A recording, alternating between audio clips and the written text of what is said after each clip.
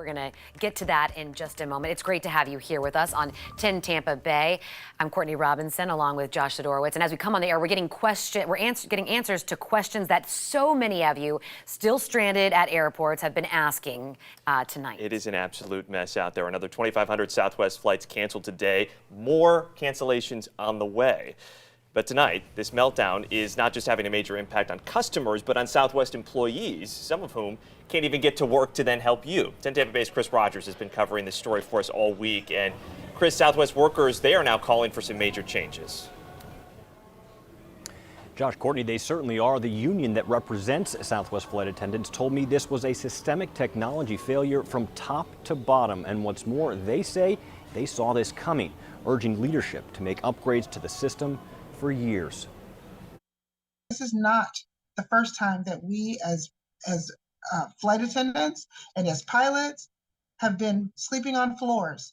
We have had no hotel rooms. We've had situations where they have no idea where we are and can't get us home. As the fallout from the colossal travel meltdown continues to leave flyers stranded across the nation, those who work in the air every day say this needs to be a wake-up call. We just gave shareholders big dividends. We just gave some of our executives raises.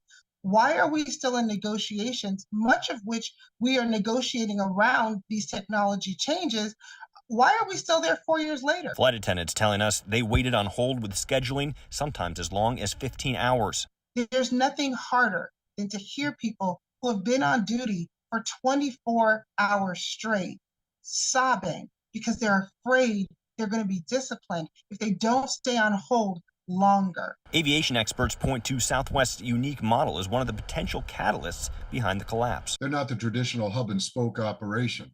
So whereas a pilot for one of the other major airlines might fly 2 or 3 flights a day, a Southwest pilot might do 5 or 6 and only pass through a hub once or twice. Southwest now says the cancellations will continue as they focus on getting employees back in place. Our plan for the next few days is to fly a reduced schedule and reposition our people and planes, and we're making headway, and we're optimistic to be back on track before next week.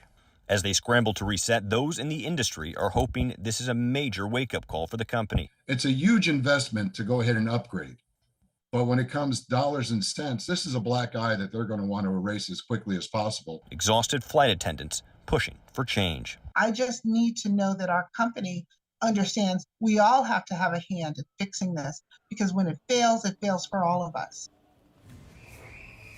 Now, Josh, Courtney, the union also wants to clear up any rumors of a widespread sick out, workers calling in sick for work in large numbers. The vice president said, quote, "The staff was there. The system just didn't know where they were."